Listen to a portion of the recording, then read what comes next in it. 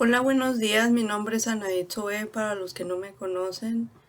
Estoy haciendo una serie de videos sobre mi testimonio tras un rito maligno, ocultista que me hicieron hace como 3 años atrás. Y que pues tras ese rito quedé muy mal, me daban unas crisis, fue un trabajo maléfico, maligno, que me dejó mal un mes y así con unas crisis que me desconectaban de mi familia. De hecho, el rito, la pregunta fue para lo que es la extracción de lazos de sangre, o que es lo que le llaman en la iglesia el bloqueo de lazos intergeneracionales. Yo, tras este rito, las consecuencias fueron que me desconectaron de mi familia, me disociaron, sacaron mi alma por un lado y me infestaron de muchos espíritus el cuerpo. Y esto me desconectaba de mi familia, no podía recordar a mi familia, todo lo que había vivido atrás era como que quién soy, pérdida de identidad completa, era una cosa extraña, donde también mi alma estaba por un lado como desfragmentada, como disociada, el cuerpo por otro, el espíritu por otro, la mente por otro, las emociones por otro, y no podía yo integrar todo en mi propio cuerpo, o sea, era como si todo estuviera sacado del cuerpo y no pudiera unirse en una sola, en un solo, en una sola materia o cuerpo como somos, un solo ser. Entonces esto es muy difícil de explicar, pero bueno, tras este rito pues yo, como yo anduve en Nueva Era, veía extraterrestres, sombras, ángeles, demonios, veía muchos seres extraños, pues yo abrí puertas de ocultismo, eh, en la universidad, fui a lectura de cartas y de ahí empecé a meterme en un montón de técnicas extrañas, reiki, yoga, hinduismo, budismo.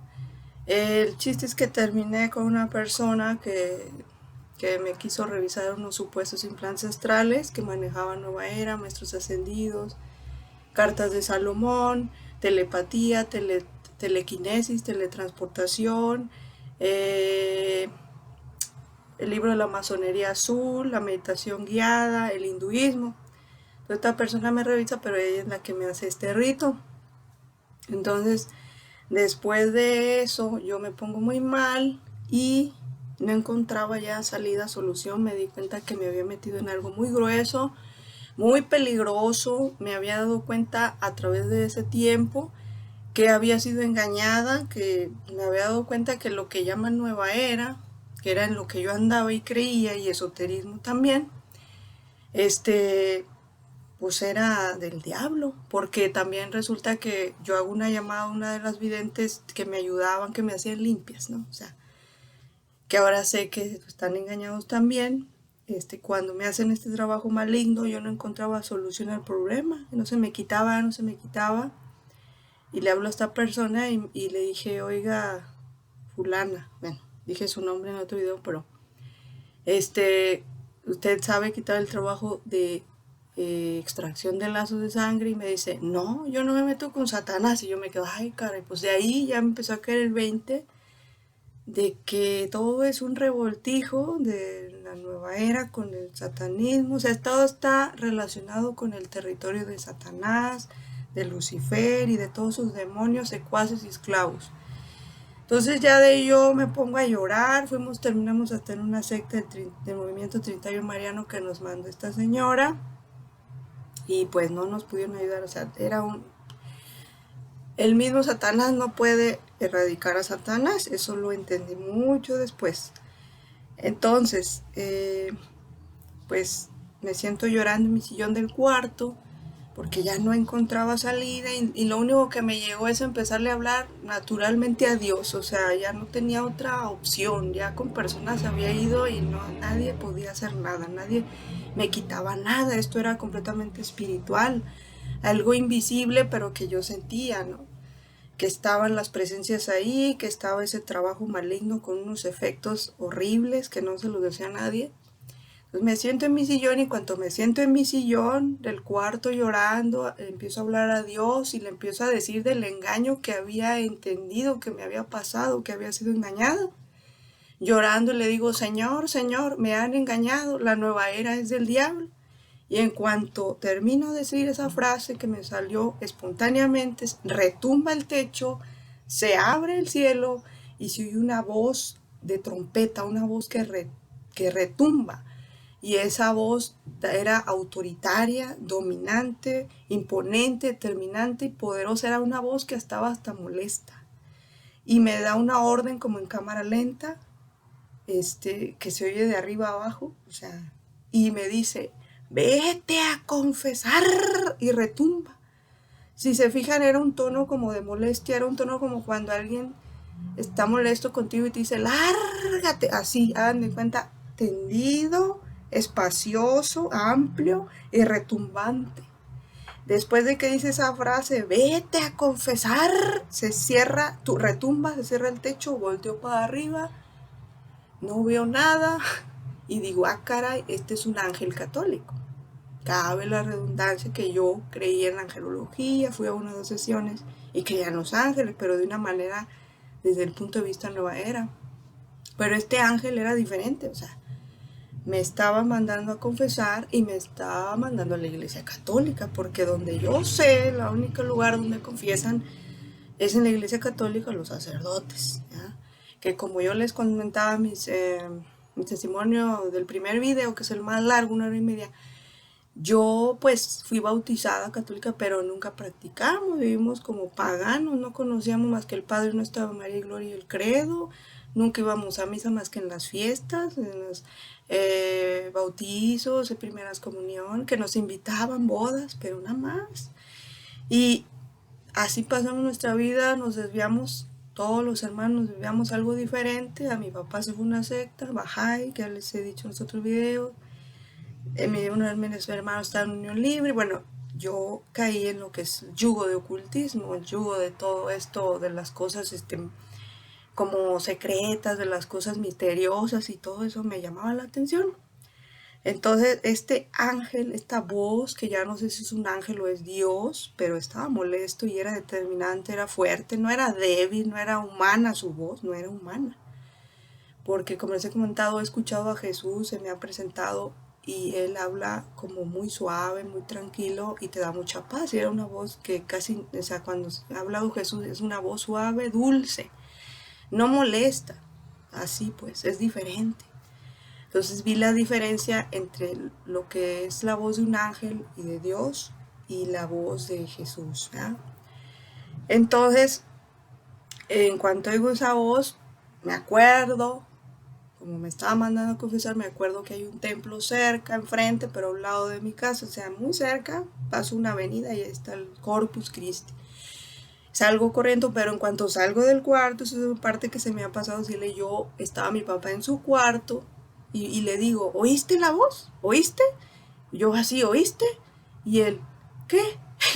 Y yo me quedo, sí, la voz que retumbó, la voz.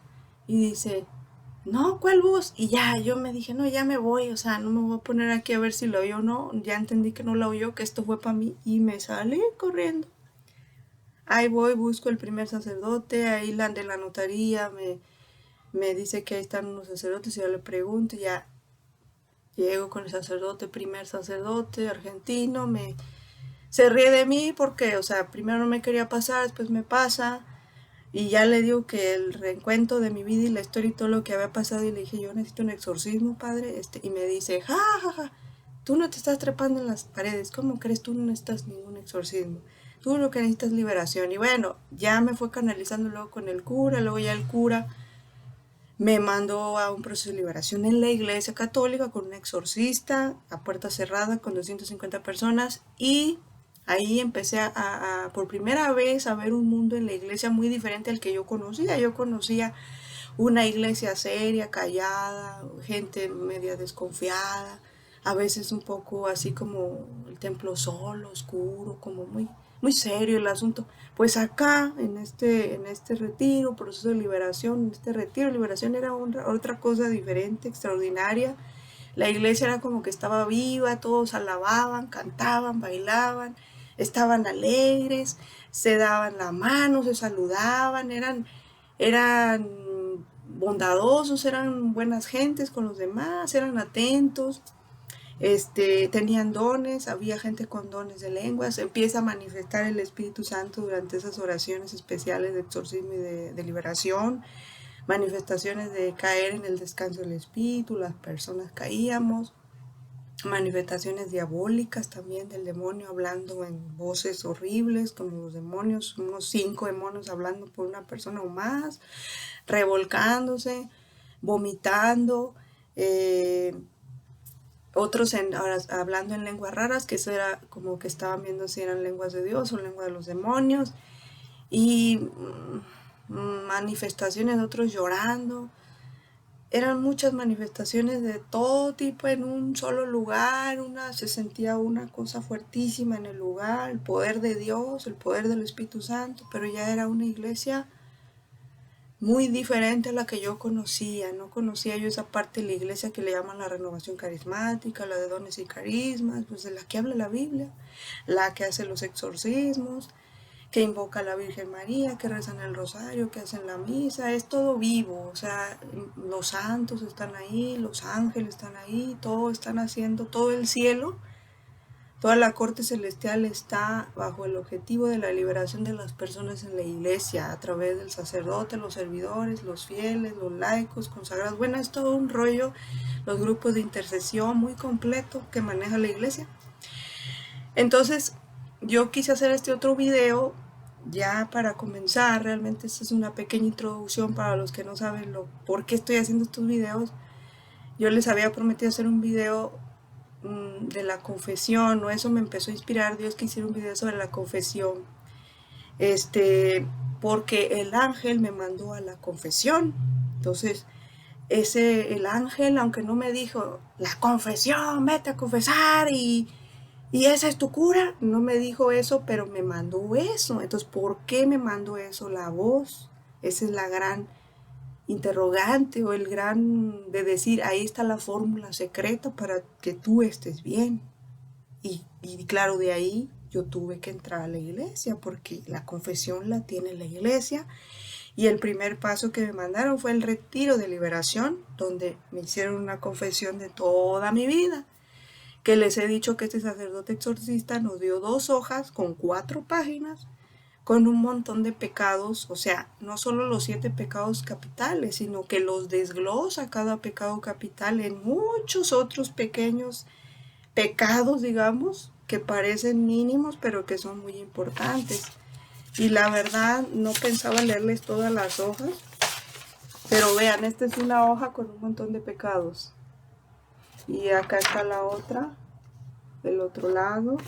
Y el otro sacerdote exorcista que me atendió ya de manera privada me dio estas otras hojas con otras páginas de pecados, tras pecados, tras pecados. Este último sacerdote, el Padre Jesús Ceja, me dijo, cuando hice mi renuncia de las más de 20 técnicas en las que me metí, de nueva era, esoterismo, que ya le leí en el segundo video, él me dijo, cuando terminé de hacer mi renuncia, me dijo, por pura gracia de Dios no estás poseída, porque otros por una sola técnica de la que tú te metiste ya están posesos y yo los tengo que estar atendiendo, yo los tengo que atender y a veces no es fácil liberarlos.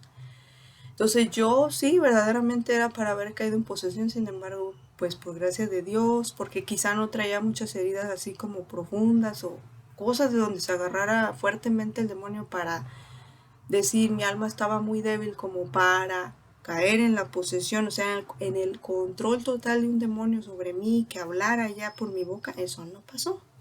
Lo mío solo fue liberación, a pesar de todas las técnicas en las que me metí.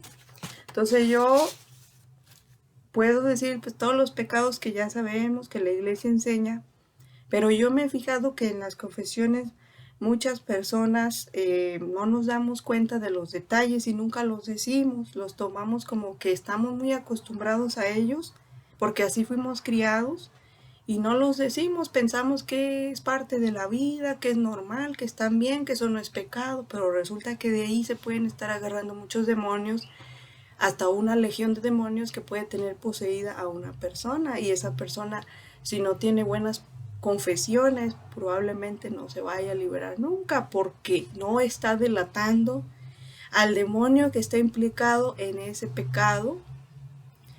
O sea, aquí hay una cosa que la gente no entendemos. Yo lo entendí por mi proceso de liberación, por lo que yo sentía.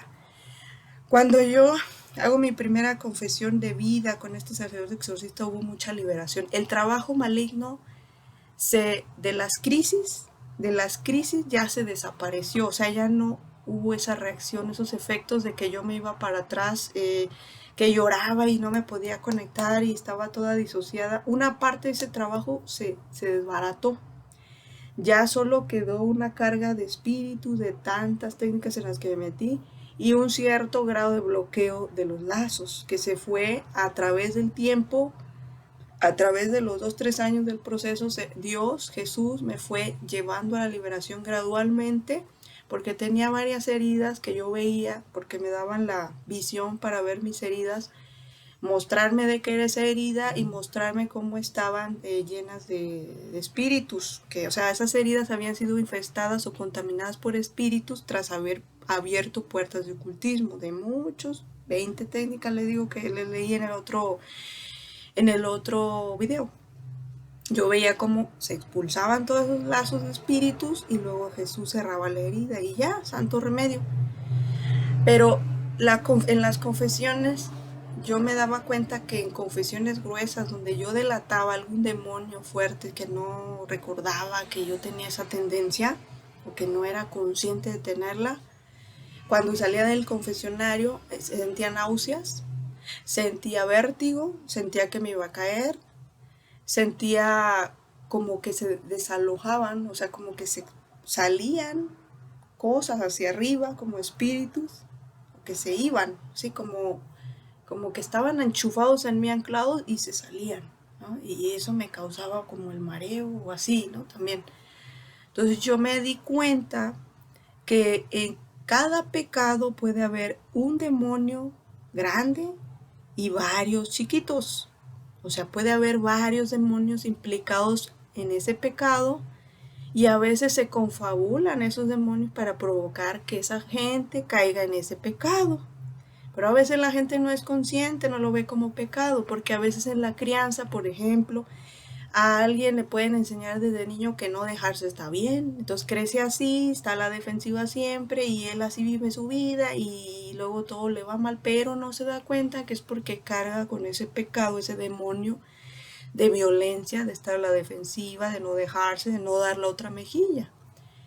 Entonces eso nunca lo confiesa, probablemente es un católico practicante, pero eso no lo confiesa y se empieza a hacer como una tendencia muy marcada que todo el mundo nota. O a veces cuando la gente es muy soberbia y está en confesión, va a la iglesia, va a la misa, es practicante, pero ese pecado no lo logra ver porque está acostumbrado, porque su familia así eran todos como soberbios, secos, etcétera.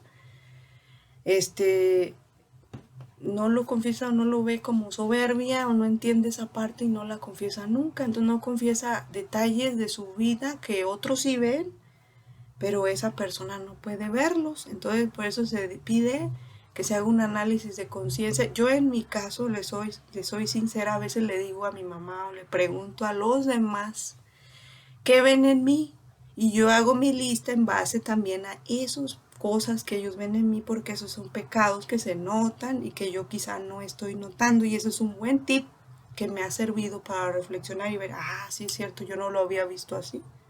Es verdad, voy a anotar esto. Hago una lista siempre. Trato de hacer una lista porque el demonio está en los confesionarios. Me ha tocado ver que la gente se empieza a pelear en los confesionarios porque el otro ya se está tardando, porque los otros ya quieren pasar y no pasan, ya se va a dar la comunión y no se apura la fila, el otro ya tardó horas con un montón hasta charlando con el padre y sin decir muchos pecados. Entonces todo eso el demonio empieza a confabularse en los confesionarios y se empieza a hacer un relajo y entonces en vez de decir voy a confesarme, voy a estar en gracia, ni vas a estar tan en gracia porque se aseguro que no confesaste, que fuiste un ansioso desesperado en la fila. Eso es un pequeño detalle que les aseguro que casi nadie confiesa. Y es así, el demonio es bien listo, se confabula para hacernos perder la gracia. ¿Y qué es perder la gracia? Yo decía, bueno, sí, uno confiesa los pecados escandalosos, los que se notan, que soy iracundo, que me enojé, que grité, que violé, que maté, o sea, cosas fuertes que se notan, que no sé, que me metí con un animal, porque me ha tocado ver que hay gente que ha dado ese testimonio. Pero no nada más los pecados escandalosos se confiesan, que son los que serían los mortales. Anduve en adulterio, le engañé a mi mujer, hice un fraude. Esos son pecados escandalosos que se notan, pero hay pecados chiquitos que son muy fuertes y que son graves y parecen inofensivos, son muy sutiles. Entonces, yo pues hice algunas listas de pecadillos que a veces ni confesamos o no nos damos cuenta. Déjenme ver. Por ejemplo, lo que te hace perder la gracia, decía. Esa parte, en esa parte se encuentra un demonio. Todo lo que te hace perder la gracia, ahí está un demonio implicado en esa pérdida de la gracia o que te hace caer en un pecado.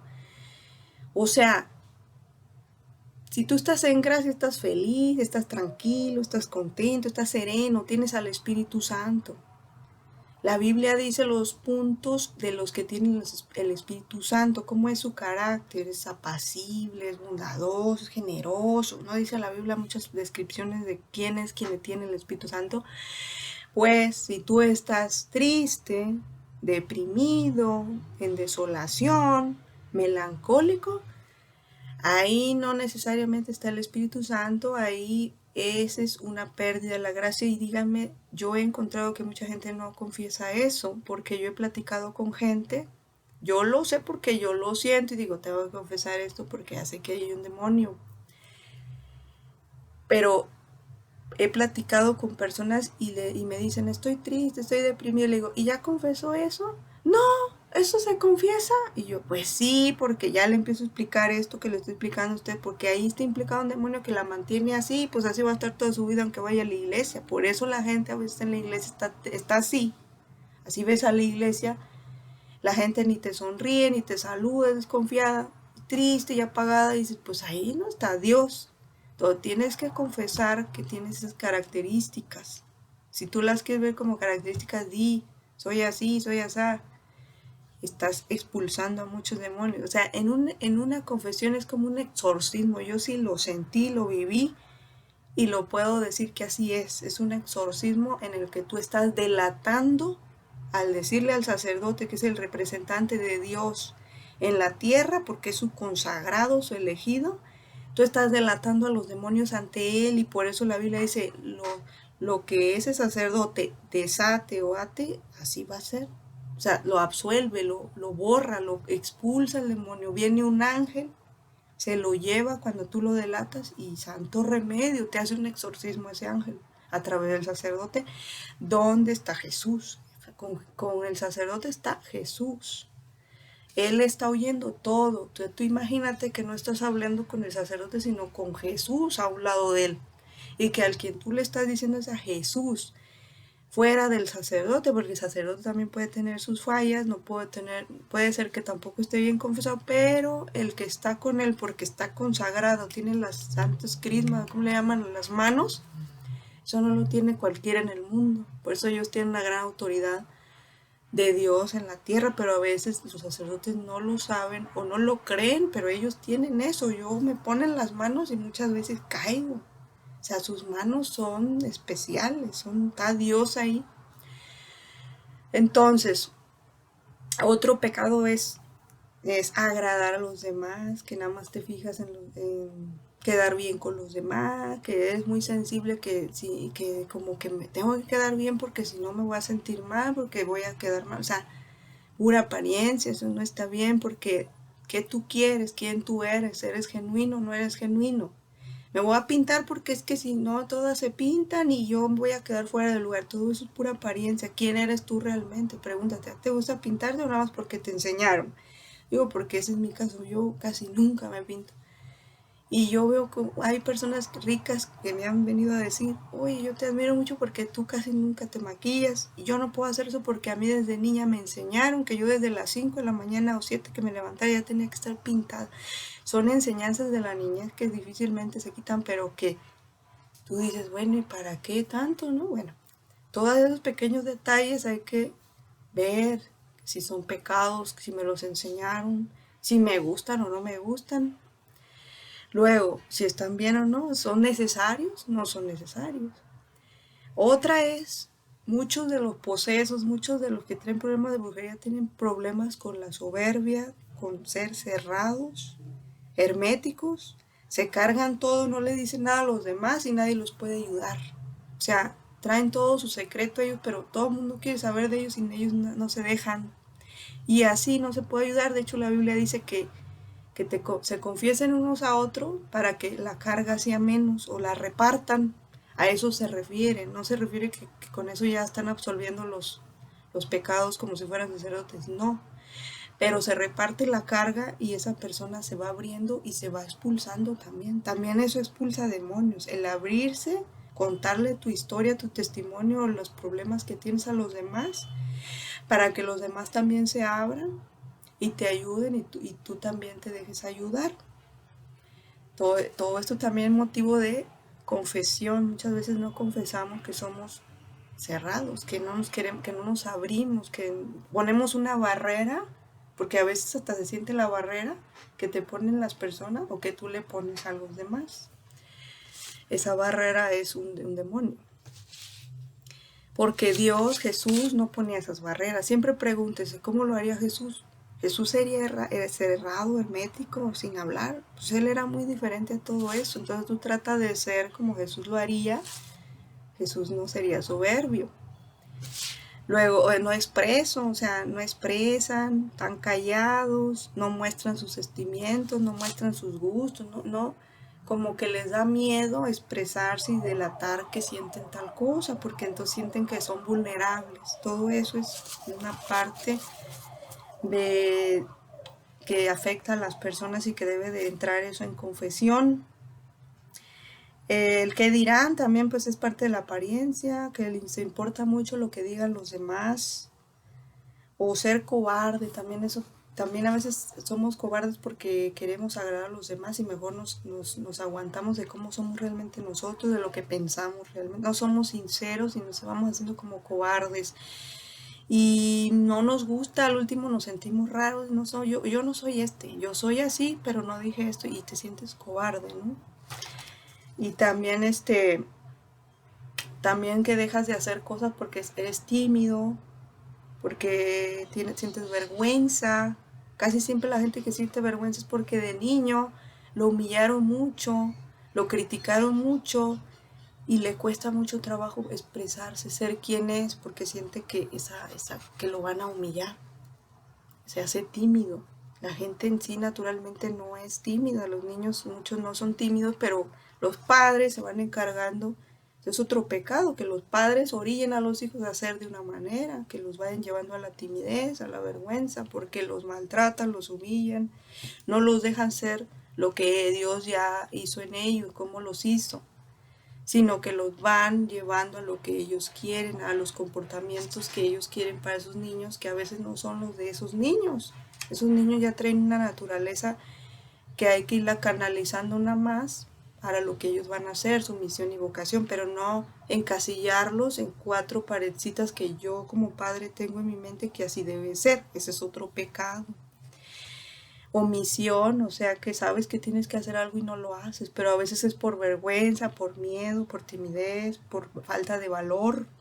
Por ejemplo, cuando alguien te pide hacer las lecturas en la iglesia, te pide hacer la colecta, sabes que hay organización y aún así te niegas, que viene la persona a pedirte el servicio en ese momento y tú dices, no puedo, y dices una mentira, ya estás pecando doble, porque dices una mentira de que según no ves o no te lentes, pero sí ves, y solo porque te da miedo, no dices la verdad. No dices que me da miedo, bueno, eso es válido. Pero no, haces un rollo, una mentira y ya, ni le ayudas a la persona que estaba buscando a alguien, ni estás mintiendo a la vez. Son dos pecados, omisión y mentiras. Nerviosismo, taquicardia, estrés, me hago el fuerte, el que yo puedo, el que yo sé, aunque no sé ni papa, que no sé nada, pero yo digo, yo voy a decir que yo sé que yo puedo, yo no sé decir que no, pero luego a todo digo sí, eso es pecado, porque luego ya no sé cómo quitármelos de encima, yo en el fondo no quería, pero no supe decir que no, eso es un pecado también, porque no estás siendo tú, quién eres tú, qué sientes tú. Eh, el machismo, ese tema, el machismo, el feminismo, pues ya sabemos que eso es un pecado, que es, por decir, un pecado muy fuerte del machismo o de la gente que lo tenga, puede ser también las mujeres, que tienen dinero y que se casan, pero siguen creyendo que el dinero que ganan es suyo. No, ahí hay un error, es un pecado grave porque estás robándole a tu familia en el hecho, en el sentido de decir que es tu dinero y no lo compartes con los demás, con tu esposa y con tus hijos, que para eso creaste una familia. Ese dinero que tú ganas siendo el proveedor único, si tú fueras el proveedor único, ese dinero pasa a ser compartido a la familia y se tiene que ver qué se va a hacer en conjunto con ese dinero, en acuerdo con tu esposa, no nada más tú como varón decides sobre tu dinero una vez que estás casado. Eso déjaselo a los solteros, que ellos en sí tienen que dar dinero a su familia, a sus padres, ayudar a sus hermanos si necesitan. Pero cuando uno pasa el matrimonio, ese dinero es para el matrimonio y los hijos. Y ya la familia de donde tú vienes pasa a segundo grado, aunque también le puedes dar, pero todo en acuerdo con tu esposa.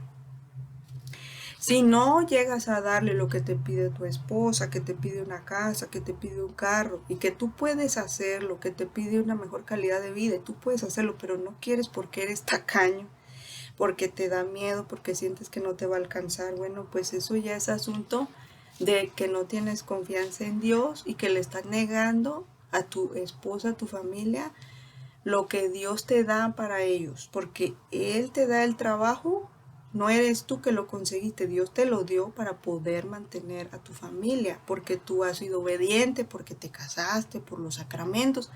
Todo eso no eres tú que lo obtiene por tus propias fuerzas. Dios te lo da porque Él está viendo que tú creaste una familia bien, como debe de ser con los sacramentos, y Él te va a proveer si tú eres obediente a la doctrina, a la confesión, a la misa, a lo que pide la iglesia. Pues tú te empiezas a desviar, pues a veces las cosas no te van a salir como tú piensas. Entonces andas en cosas chuecas o malas, o andas con otras mujeres, probablemente Dios no te vaya a responder muy bien y vayas a terminar muy mal. Entonces es mejor hacer las cosas bien bajo lo que es la estructura del matrimonio.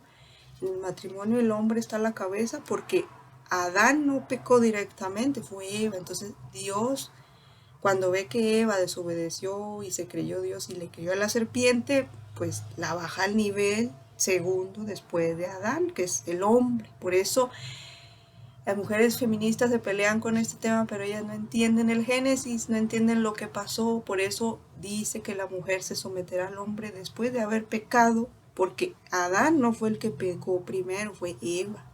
Entonces la pasó a la subordinación del hombre. Pero este hombre tiene que estar conectado con Dios, con sus leyes y mandamientos, para que esta mujer se pueda someter a lo que él diga, porque él está conectado con Dios directamente. Por eso el sacerdocio es de hombres directamente. En el matrimonio igual, la cabeza es el hombre. Si el hombre está bien en la doctrina, la mujer va a estar bien y en paz, va a obedecer, va a estar tranquila, va a estar bien con su esposo, y los hijos por tanto también van a estar bien educados, bien equilibrados y todo va a estar en armonía. Pero si la cabeza anda perdida, no va a la iglesia, no está en las cosas de Dios, ¿cómo va a tener autoridad sobre su mujer? Su mujer se le va a subir y va a ser como una fiera. O sea, luego lo que dice, no, es que mi mujer es bien feminista, no se deja, me grita, no tengo autoridad sobre ella. Pues fíjate si realmente estás obedeciendo a Dios para que esa fierecita se dome y asuma su papel en subordinación tuya a la jerarquía que Dios creó, padre, madre y los hijos. Entonces, dentro de este pecado del machismo, por decir soy egoísta, pero eso queda para mucha gente, violento, solo se hace lo que yo digo, lo que yo pienso, o eso es, así debe ser, todo eso no, porque pues no eres tu Dios, pero sí, tú debes de tener discernimiento. No comparto ni soy generoso, estoy en la casa y parece que no estoy, o sea, está la mamá con los hijos, con los nietos o los que van, y el hombre por allá en su celular, allá en la televisión, en su periódico y todo, pero como que no está, como que nadie sabe quién es esa persona. Esa falta de convivencia es un pecado. Soy tacaño con mi familia, que es lo que le digo, piden cosas y no se las doy. Me molesto, me enojo cuando me piden las cosas que necesitan mi familia. También si doy cosas baratas que no son de calidad, pues ay, para mi familia, pero pues luego se andan quebrando, no, todo eso no. No tomo en cuenta a mi mujer, sus gustos o consejos, porque las mujeres también a veces tienen mucho discernimiento de cómo hacer las cosas y tienen buenos consejos para ayudarte como hombre, cómo solucionar un problema, pero a veces queremos nosotros ser los que resolvemos, pero a veces eso es orgullo, decir, bueno, mi esposa me está dando esta idea, es buena idea, la voy a tomar en cuenta, está bien, ¿no? También tienes que hacer discernimiento. Entonces, soy demasiado estricto, opresivo, abusivo con mi familia, con mis hijos, con mi esposa. Estoy hablando de cosas que no parecerían graves, que pueden pasar continuamente, constantemente en una familia. Someto constantemente a otros, a todos, en mi familia, en mi trabajo. Los asfixio, soy inflexible, insensible. Veo que mi hijo está llorando y no voy y le digo nada, no hago nada por él, no lo llevo vamos a comprar un helado, algo para calmarlo, lo que sea necesario para hablar con él, qué le pasa, preguntarle. Me hago tontos a los demás, en el trabajo, en la misma familia, me hago tonta a mi esposa, no se da cuenta, voy a hacer esto, voy a agarrar esto. Hago fraude, estafa, siempre estoy a la defensiva. Si me la hacen, me la pagan, la venganza. Adulterio, andar con mujeres, estando casado. Fornicación o que no estás casado y te masturbas. Andas viendo pornografía. Vas a los tuburios, los tables, las cantinas. Te gastas el dinero de tu familia. Se le está robando a Dios cuando vas allí porque es un lugar de perdición y luego no le estás dando lo que te pide tu familia. Eso es un gran pecado. No doy tiempo de calidad a mi familia, no ayudo tampoco, no convivo, no ayudo, no recojo ni mi plato, no hago nada por ayudar a mi esposa en lo absoluto, que ella haga todo y ella cansada con los niños y con las... No, eso tampoco, eso también va destruyendo la relación, se siente muy abusivo cuando los hombres son así. Soy impulsivo, explosivo. No dejo de descansar a mi mujer en lo sexual, también hombres muy lujuriosos, muy calenturientos, que le llaman. Eso también, pobres mujeres, también se debe llegar a acuerdos de las relaciones sexuales, que es lo que le llaman que no puedo privarme de la carne, del pecado de la carne, ¿no? Y luego ya y habrá muchos otros detallitos que ustedes pues soy demasiado serio, no me abro, eso es parte de los primeros pecados que les leí arriba.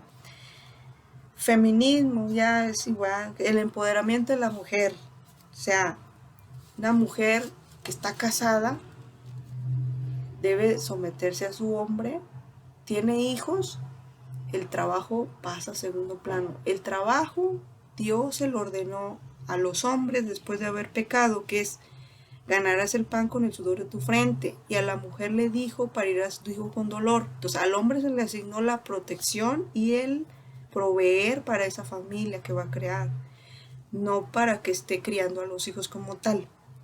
Y a la mujer se le ordenó eso de tener hijos porque ella iba a llevar la familia, iba a criar a los hijos, educarlos, darles de comer, todo lo que se hace en un hogar. Pero ahorita las mujeres quieren seguir trabajando, se casan. Cuando estás soltera está bien que trabajes, pero cuando ya te casas, ante Dios ya estás en un sacramento matrimonial y tienes que responder a tu esposo y a tus hijos. Si tú sigues trabajando y estás descuidando, puede llegar a que abandones a tus hijos, a que los descuides, a que no les pongas atención, termines toda cansada, estresada, sin energías, no le respondas al marido y tampoco a los hijos, descuides a los hijos. Entonces debes de analizar, porque muchas mujeres, si esto no está pasando en tu familia, porque eso lleva a la destrucción de la familia, que no haya una madre en casa. Todos los hijos terminan educados por terceras personas, nanas, o cuidados por la abuelita o en las guarderías. Y todo esto trae consecuencias psicológicas, emocionales y del alma muy graves a veces en los niños cuando ya crecen. Ya se ven los resultados psicológicos, psiquiátricos y de enfermedades del alma, hasta en drogas llegan a caer por ese abandono que nunca estuvieron la madre. Sobre todo es la que debe estar en casa. O sea, debemos entender que debemos regresar a la familia tradicional. Ahorita, en la sociedad, con el empoderamiento femenino que metió el demonio en las leyes desde hace tiempo, pero ahora más que nunca, su objetivo, eso lo hizo para destruir la familia, para que los hijos quedaran volando y fueran instruidos por la televisión, por las series, por los videojuegos, por amigos de allá afuera, pero no ya por su madre que tiene valores, que les enseña la doctrina de la iglesia. Y estas personas caen luego mucho en drogas y vicios y se andan suicidando. Tú como mamá tienes que revisar la prioridad. Si tu esposo gana suficiente o pueden vivir, la prioridad es que él siga trabajando y tú te enfoques a la crianza de tus hijos. Y si a una edad que ellos ya se van, si ya quieres trabajar, bueno, eso ya será otra historia. Pero mientras ellos están creciendo, están chicos, necesitan atención, son bebés, es una gran falta, ya lo ha dicho Jesús, no me acuerdo a qué monja o a qué santa se lo dijo, que es un pecado de descuido a los hijos que luego se paga. Se paga, a veces las madres que hicieron eso lo pagan con los nietos y tienen que cuidarlos. Esa es la consecuencia por no haber cuidado a sus propios hijos. Entonces, es una cadenita de descuido que se paga. Todo es un motivo de confesión, entonces revisa prioridad. Revisa si tu esposo pueden vivir. Tú salte a trabajar, enfócate en tus hijos, críalos tú, enséñales tú, llévalos a la iglesia, reza por tu marido. Esa es la función de una madre. En estos tiempos eso ya no se hace y todo se está perdiendo. Son grandes pecados contra la familia. Entonces,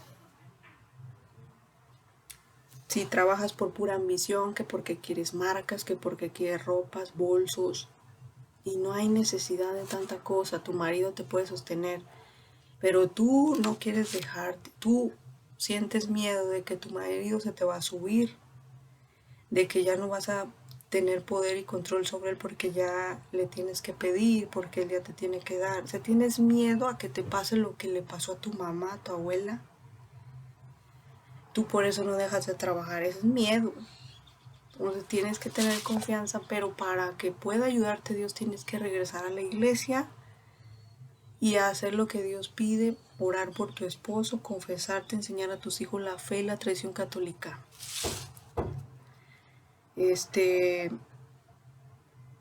Solo busca los logros profesionales y éxitos ya que estás casada, eso es un gran pecado. Eso se hace en la soltería, no cuando ya tienes tus hijos, bebés y los tienes que cuidar. Hay muchas que están perdidas allí y siguen como si fueran solteras y así ya no se puede. Como les digo, simplemente no puedo confiar en mi marido porque si dejo de trabajar me va a someter. Es miedo a eso. Bueno.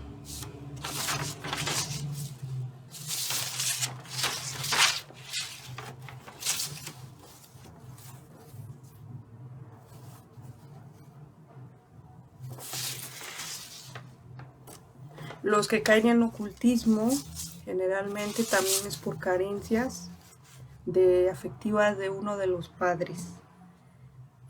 Por decir, el padre lo rechazaba, el padre no lo quería. Sientes una carencia de uno de tus padres. Fue muy estricto, como muy marcado esa figura paterna o esa figura materna. Generalmente es la paterna. Y en el fondo vas desarrollando querer ejercer poder y control sobre otros, que te quieres sentir que eres Dios o como Dios, o creo que soy Él.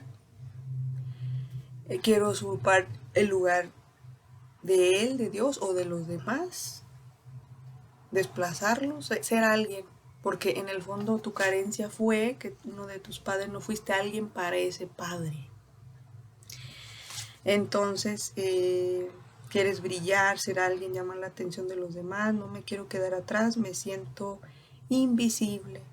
Muchos desde niños se sentían invisibles porque sus papás no les hacían caso, empezaron a tener esa tendencia de invisibilidad, iban a cualquier lugar y nadie les hacía caso, y todo eso va llevando a que el demonio te jale al ocultismo, porque te da a entender que ahí tú puedes ser alguien especial, alguien que tiene cosas que otros no tienen, y tú vas a ser diferente a los demás, lo que tú tanto estabas esperando, que los demás vinieran a ti como un imán, ¿sí? Luego el materialismo, que pues te enfocas mucho o te apoyas mucho de que tienes dinero, de que tienes, de que todo lo resuelves fácil con tu dinero y te sientes confiado por tu dinero, pero resulta que si te quedas sin dinero ya no sabes ni qué hacer. Hay vacíos, ¿no? Depresiones muy fuertes, que hay gente rica que pierde todo y luego ya se andan volviendo locos porque ese dinero y los bienes eran todo para ellos, las empresas, porque no estaban poniendo su confianza en Dios, en Jesús. También el elitismo, de hecho ya aquí el elitismo, el clasismo, la discriminación. Eso también es un pecado que, no sé, la gente a veces con dinero no se da cuenta, y a veces gente normal también tiene estos problemas de elitismo, que se sienten diferentes a los demás y que no se mezclan con cualquier persona. Es un pecado muy fuerte que no les hace ser felices, es un pecado de soberbia que tiene que ver con la soberbia, porque no te sientes igual a los demás, porque tú te sientes que eres diferente a los demás y por eso no te abres a cualquier gente, o porque la ves vestida de tal forma y no te gusta, una gente corriente, una gente naca, que le dice una gente que no tiene educación. Pero ¿qué crees? Que Jesús andaba con todos, hasta con los paganos, hasta pues con todos los extranjeros, andaba evangelizando, y él no se andaba a las prostitutas, gente de lo peor, y él no andaba con esas cosas. Y él lo que quería era convertir a la gente, pero no andaba poniendo elitismos. Y hasta en la misma iglesia vas en el saludo de la paz, y si eres moreno no te saluda en algunas zonas ricas de aquí, Guadalajara. No te voltean ni a ver, te tienen desconfianza nada más por cómo es tu color de piel o cómo andas vestido. Todo eso, ¿cómo puede ser posible que pase en la iglesia de Jesús? Es un mal entendimiento del evangelio, de lo que Jesús vino a enseñarte, a enseñarnos. O cuando sales de la iglesia y ves un pordiosero, o vas entrando a la iglesia y ves un pordiosero, una gente en la calle, y mucha gente con dinero, hasta no, pero ni los ve, les da asco, no les dan un peso, en las calles no les abren el vidrio, en los semáforos, ¿no? Ellos andan con sus vidrios hasta arriba, con sus carrazos, y no son para darles un peso de tanto dinero que ganan, porque es chusma, ¿no? En el fondo es como, no soy igual que ellos y yo qué tengo que ver con ellos. Pues, y son católicos y practican el catolicismo, se confiesan, imagínense. Ahí es donde hablamos de una mala confesión. en realidad no ayudan a nadie, no dan caridad, y luego esas personas son las que les andan haciendo fraudes en sus empresas, les andan robando cantidades millonarias, cantidades de miles de pesos, porque no, se robaron el dinero de los pobres, no atendieron a los pobres, a los necesitados, porque los hicieron mala cara. Dios todo ve y todo cobra si es necesario. Entonces, hay que dar caridad, más si tienes dinero, el diezmo. Si trabajas, da tu diezmo de ese dinero, de ese sueldo. Si ganas 8,000, 10,000, 15,000, 30,000 o 80,000 pesos, de ahí agarra tu calculadora y agarra el 10% de eso y lo das al mes o lo acumulas en un año, cada diezmo de cada mes, y eso lo das al final del año en diciembre.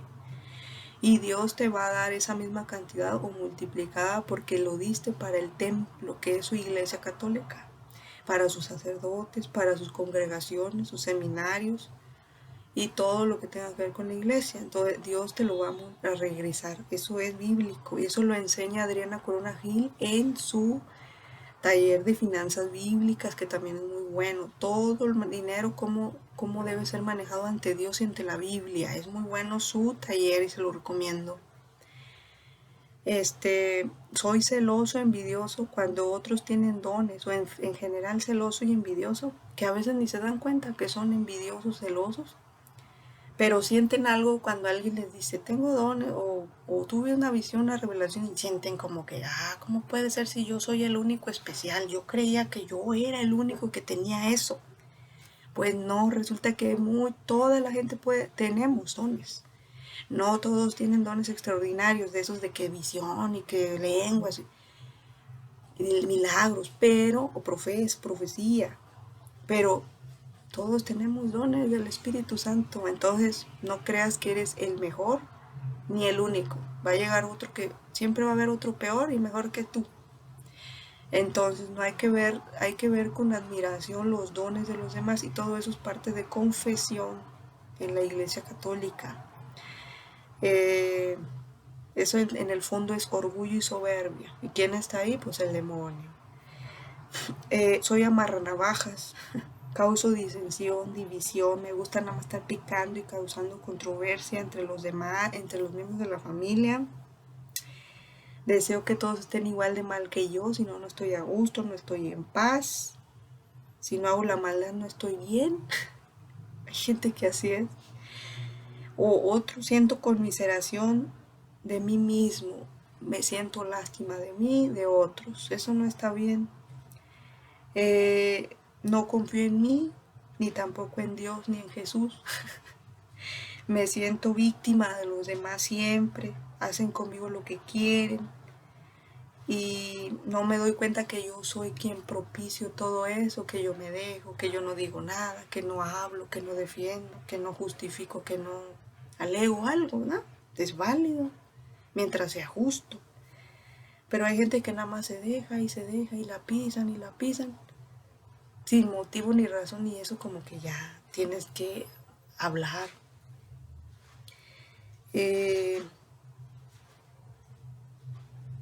No sé cómo poner límites o ser equilibrado, o no conozco que yo también tengo autoridad sobre los demás, sobre mi vida. Creo que todos me manejan a mi antojo y caigo constantemente en la manipulación y control de otros. No creo que yo pueda tomar acciones o las riendas de mi vida, sino que siempre los otros, no, pues se va a hacer lo que los otros digan, ¿no? Pues no, tampoco. Pierdo el tiempo mucho en ocio, celular, placeres, de la comida, del cine, de disfrutar en las películas, en las series, con los amigos, todo lo que sea parranda, pachanga, estar bien, comilongas, telenovelas, cosas que a veces no dejan nada y que pierde uno muchas horas allí. El internet, el Facebook, el WhatsApp, el chisme, el cotorreo a los demás, el no pasa nada, ¿sí? O pecados contra otros. Pecados contra otros son que yo llevé a otros al pecado, los aconsejé mal. Por ejemplo, cuando yo andaba en Nueva Era, en ocultismo, en esoterismo, yo llevé a personas de mis amistades a las limpias, a los adivinos, a las cartas y así. Entonces, yo los incité al pecado y luego yo tuve que confesarlo y también les tuve que decir a ellos que yo había cometido un error y que ya no fueran a eso si seguían yendo, porque me encontré que gente después de ahí siguió yendo. Entonces imagínense, se hace una cadena de pecado. O que, no, pues que te aconsejan que ten relaciones con tu novio, eso también, o que abortes, todo eso es mal aconsejar.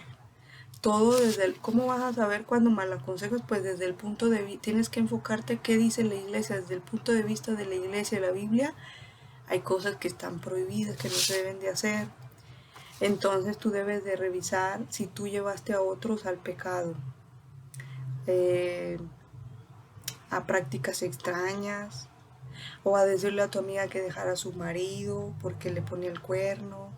Todo eso no, porque si tienen un sacramento del matrimonio, ellos tienen que resolver el problema hablando, perdonándose, entrar en un proceso en la iglesia también para ese tipo de infidelidades y sanar heridas.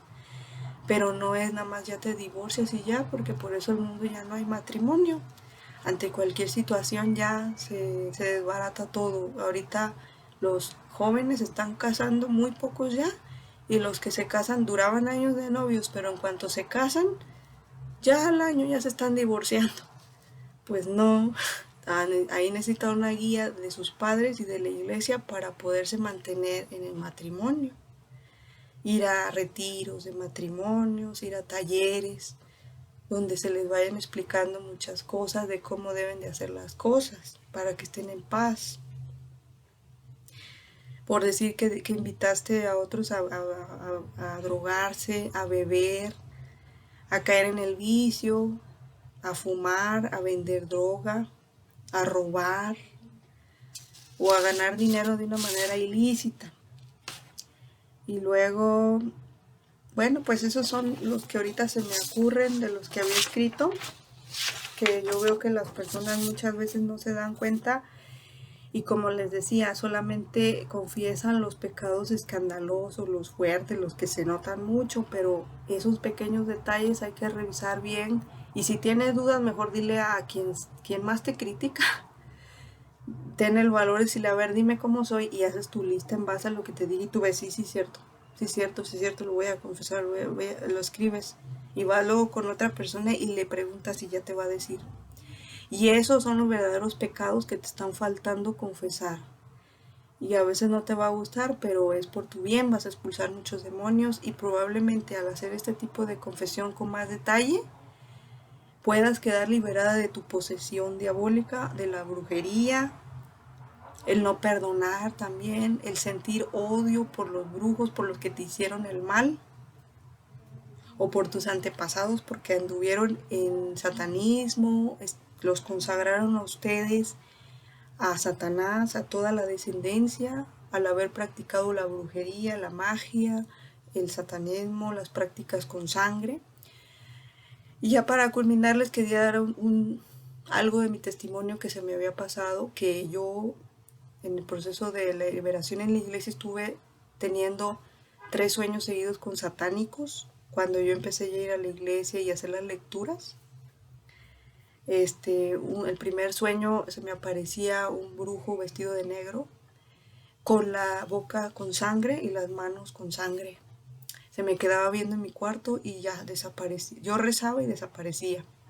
En el segundo sueño se me aparece otro, pero este era satánico. Era también vestido de negro, pero era más alto y moreno, con ojos negros, o sea, negros. Y también tenía sangre en su boca, sangre en su barba y sangre en sus manos. Y esto me indicaba los sueños estos que estos eran personas que hacían sacrificios de sangre, o sea, satanismo con brujería, y que ese sacrificio pues era para lograr un trabajo y se tenían que comer esa sangre. Entonces, por eso me los mostraba donde habían agarrado la sangre, ¿sí? En la boca, en la barba, se les quedaba embarrada. El tercer sueño ya fue un sueño que tuve que ir con un sacerdote porque me dejó una impresión muy fuerte, que eran 5 satánicas. En el sueño eran jóvenes como de veintitantos que iban todas vestidas como frikis. Estas personas, mujeres jóvenes como de veintitantos, tenían los pelos pintados, unas de verdes, otros de rosa, otros de amarillo. Y iban ellas juntas ahí, muy ahí campechanas, pero de repente se ve un cuarto de tortura donde tenían a un hombre como de treinta y tantos blanco encadenado en ese cuarto con paredes de azulejos blancos y pisos de azulejos y charcos de sangre. Esta persona la torturaban y estaba como enrabiada y le tenían como trajes como de cuero, como en cadenas y cueros y picos. Y esta persona se me abalanzaba enrabiada porque estas personas la torturaban, le hacían muchas cosas, tenían látigos, tenían instrumentos de tortura, que de hecho aquí en Guadalajara hay muchos satánicos en el centro, negocios de satánicos, y los han visto de tatuajes, y tienen hasta el símbolo del chivo, del Baphomet y todo lo que es Satanás. Tienen demonios pintados allá afuera de sus negocios bien descaradamente. Y tienen también negocios de trajes de tortura en el centro de Guadalajara. Estos negocios están ahí, se ven los trajes con picos, trajes sexuales, súper descubiertos, con cuero, o sea, sean observadores. Váyanse por toda la Hidalgo y la Juárez y ahí van a ver muchos negocios, pero el centro ya está lleno de negocios de ocultistas, también de negocios donde venden inciensos, feng shui, brujería, pirámide y todo este tipo de objetos troyanos. El centro de Guadalajara se está infestando de negocios de satánicos y de ocultistas. Y entonces, el tercer sueño en este de cuarto de tortura me deja una impresión horrible. Este hombre se me abalanza, estaba enrabiado. Me doy cuenta que ya lo tenían endemoniado de tanta tortura, pobre hombre, que lo tenían esclavizado allí, torturado todos los días. Se me abalanzaba, pero algo se detenía, no podía contra mí y se quedaba en paz. Se iba bajando, se quedaba en paz. Y luego yo en el sueño empiezo a hablar con las satánicas y les digo, ya déjenlo en paz, ya no le estén haciendo esto. Miren, yo me ponía así como bien buena gente a hablar con ellas. Y ya se terminaba el sueño. O sea, yo tratando de defender al hombre, pero de una manera como sintiendo una cosa pues muy horrible por él y por todo lo que estaban haciendo, que como eso era de Dios, no era de Dios. Se termina el sueño y ya digo, voy a ir con el sacerdote porque la impresión era una vibra de muerte, todo con sangre, era real a la vez, era como si me llevaran a los lugares y pudiera ver lo que se siente en esos lugares. Es una vibra de muerte, un demonio de muerte, de tortura, de sangre, es una cosa bajísima, bajísima. Y ya voy con el sacerdote, fray Ernesto, y me tuvo que hacer oración porque le dije, ya llevo estos 3 sueños seguidos y no puedo dormir, y en este último ya siento una impresión horrible.